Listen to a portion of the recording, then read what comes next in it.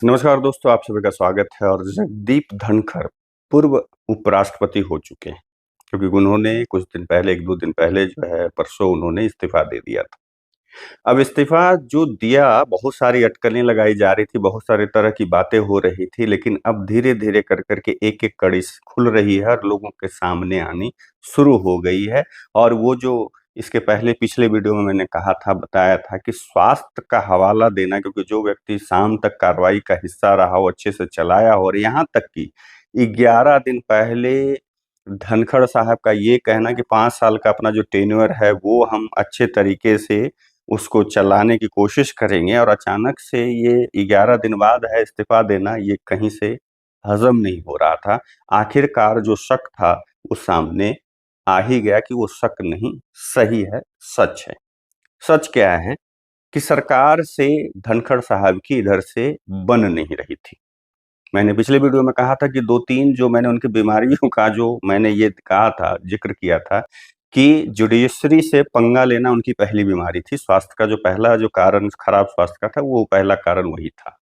और सबसे बड़ा कारण उनके लिए वही बना। बाकी छोटे-मोटे कारण थे कि जैसे किसानों के लिए आवाज़ उठाने की बात कही गई हो, या इन सब चीज़ों पे शिवराज सिंह चौहान के लिए ये कहा गया हो उनको कि आप ध्यान दीजिए, सिर्फ बोलने से नहीं होगा, काम कीजिए किसानों के लिए। इस तरह की बात सरेआम उनको कहना, ये सब तो मैटर था ही। लेकिन इधर कुछ समय से जो है, सरकार के विपरीत जाकर कर के वो जो है बात करने की कोशिश कर रहे थे। विपक्षी नेताओं से जो है वो अपने लगातार संबंध अच्छे करने की कोशिश कर रहे थे। लेकिन ये सब जो है सत्ता पक्ष के लोगों को अच्छा नहीं लगा। और उससे भी जो सबसे मेन इम्पोर्टेंट जो है, जो कड़ी जो निकल कर के सामने जो आई है, जो ये कह सकते हैं, ये जो इनके इस्तीफे के पीछे का कारण है, वो कारण जो है वो है जस्टिस वर्मा का के ऊपर महाभियोग लाने का।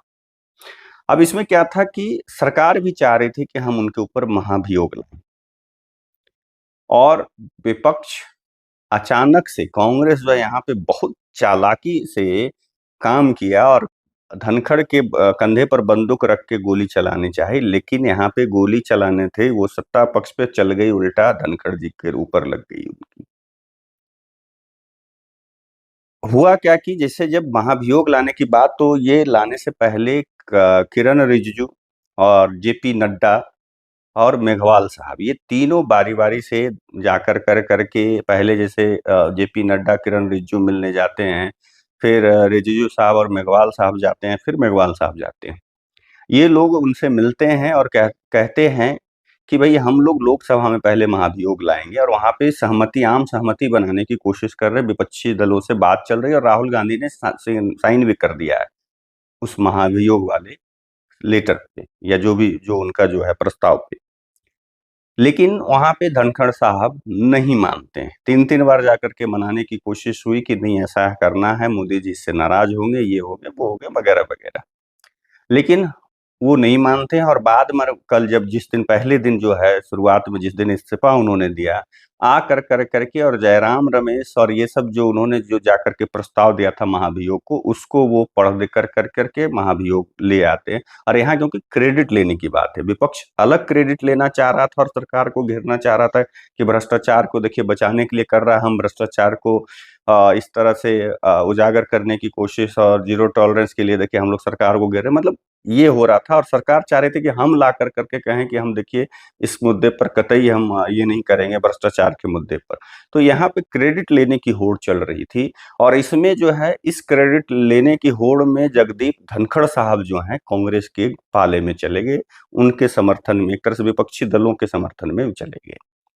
इस बीच में अरविंद केजरीवाल का मिलना, संजय सिंह का मिलना, जो आम आदमी पार्टी से बाकी लोगों से मिलना सभी का, और सभी से मेल-जोल इनका बढ़ते जा रहा था।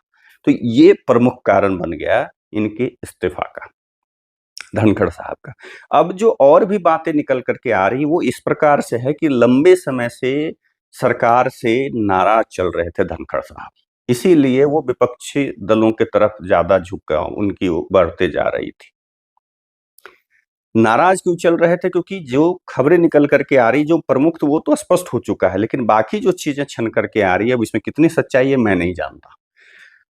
कि धनखड़ साहब का कहना था कि सभी विभाग में, सभी मंत्रालय में जो राष्ट्रपति यानी द्रौपदी मुर्मू और प्रधानमंत्री नरेंद्र मोदी की जो तस्वीरें लगी हुई है सभी विभाग में, उनके साथ मेरी भी तस्वीर होनी चाहिए। इसके लिए जैसा बताया जा रहा है खबरों में कि उन्होंने बाकायदा सभी मंत्रालय को, सभी अधिकारियों को कहा भी था, लेकिन लगातार कहने के बावजूद ना कोई मंत्रालय के अधिकारी सुन रहे थे, ना मंत्रालय सुन रहा था, और कहीं भी इनकी तस्वीर नहीं लगाई गई थी।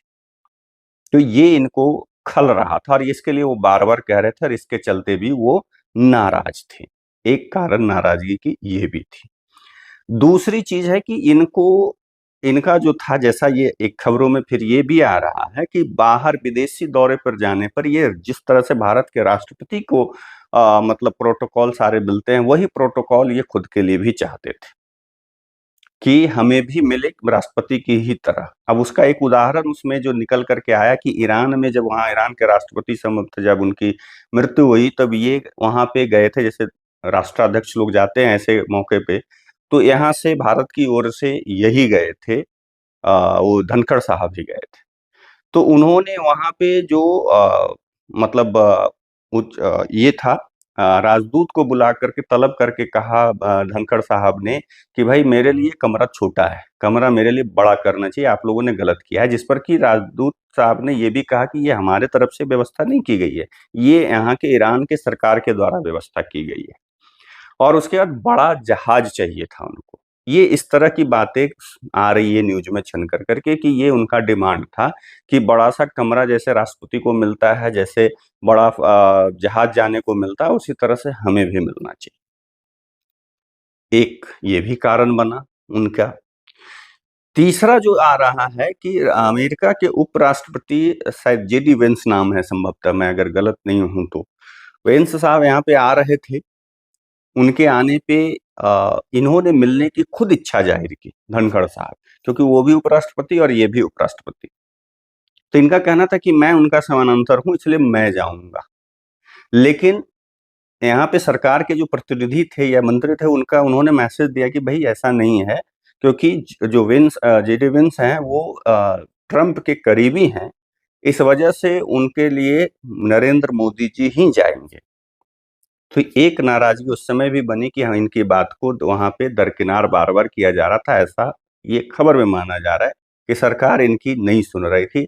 और बाकी जो ये बार बार मुद्दे और इस तरह के जो आ रहे थे, कहीं कई एक जगह सार्वजनिक रूप से ये कह रहे थे कि हाँ हम दबाव में नहीं, ये नहीं वो नहीं, इस तरह से सरकार पर प्रत्यक्ष रूप से हमला कर रहे थे। इसके वजह से भी सरकार नाराज थी, असहज थी। तो ये इनका जाना था। और बाद में उसी दिन, जिस दिन ये घटनाक्रम हो रहा था, जब विपक्षी दल लोग हंगामा कर रहे थे कि पहलगांव पे और इन सब चीजों पे, सिंदूर, ऑपरेशन सिंदूर पे चर्चा की बात कर रहे थे, तो उसी समय जेपी नड्डा ने कहा, भाई जेपी नड्डा खुद बोले, जबकि वो बोलने का राइट जो है वहां पे सभापति या उपसभापति जो चेयर पे आसीन होते हैं उनका वो राइट है कि वो कहेंगे कि भाई हाँ, ये ऑन रिकॉर्ड किसके बात जाएगी और ऑन रिकॉर्ड किसकी बात नहीं जाएगी। लेकिन उस समय क्या है कि जेपी नड्डा जो संसदीय दल के वहां पे राज्यसभा में जो सत्ता दल के जो मतलब नेता हैं, उन्होंने वो कह दिया, जो कि वहां पे बैठे हुए उपराष्ट्रपति यानी राज्यसभा के अध्यक्ष सभापति जो है धनखड़ साहब को कहना चाहिए था, वो लाइन उन्होंने कह दी। उसी समय एक हिंट मिल गया था कि शायद संभवतः अब धनखड़ साहब की कुर्सी जानी तय है, जब उन्होंने कहा कि किसी का कोई बात रिकॉर्ड में नहीं जा रहा। ये नड्डा साहब ने कहा था, सिर्फ मेरी बात है जो रिकॉर्ड में जा रही है। ये जबकि उनके, उसके बाद और हंगामा बढ़ गया था कि सीधा ये कहा गया कि आप डिक्टेट कर रहे हैं मतलब सभा को, चेयर को। इसके वजह से और ज्यादा नाराज हुए। उसके बाद क्या हुआ कि कुछ वैसी चीजें शायद, अब इसका खुल करके नहीं आया कि हाँ उनको बता दिया गया था या क्या हुआ। आखिर में उपराष्ट्रपति धनखड़ साहब अचानक से, बिना किसी प्रोटोकॉल का जो है, प्रोटोकॉल को फॉलो उन्होंने नहीं किया, बिना कोई इन्फॉर्मेशन के वो राष्ट्रपति भवन पहुंच जाते हैं। अचानक से राष्ट्रपति भवन के जितने भी वहां पे कर्मचारी हैं या जो अधिकारी हैं, वहां पे हक्के बक्के रह जाते हैं। आनंद फानन में द्रौपदी मुर्मू राष्ट्रपति को खबर दी जाती है, और उस समय जबकि वो मतलब तैयार भी नहीं थे कि हाँ भाई, क्योंकि अचानक से पहुंचे थे। तो 25 मिनट तक इन्हें इंतजार करना पड़ा। इसके वजह से भी ये खुन्नस में थे और अचानक से जब आती हैं राष्ट्रपति, उनको ये अपना इस्तीफा सौंपते हैं और निकल आते हैं और निकल कर के अपने आवास पहुंचते हैं और वहां जाकर के वो अपना सामान पैक करने लगते हैं और वो निकल लेते हैं। आज सरकार ने उनके जितने भी ऑफिस वगैरह पे सभी पे मतलब ताला लगा दिया और उनके जो सोशल मीडिया हैंडलर या जो भी लोग थे उन लोगों पर भी पाबंदी लगा दी सभी तरह का।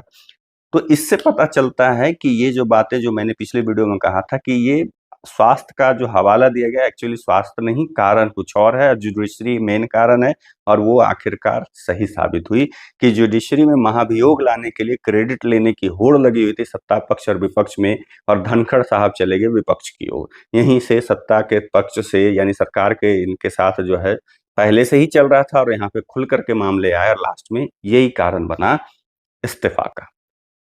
आप लोगों का क्या मानना है कमेंट करके ज़रूर बताइएगा। अगर वीडियो पसंद आए तो लाइक, सब्सक्राइब, शेयर सब कर दीजिएगा। तब तक के लिए विदा आप लोगों से लेता हूँ, दूसरे वीडियो में मिलूँगा। नमस्कार।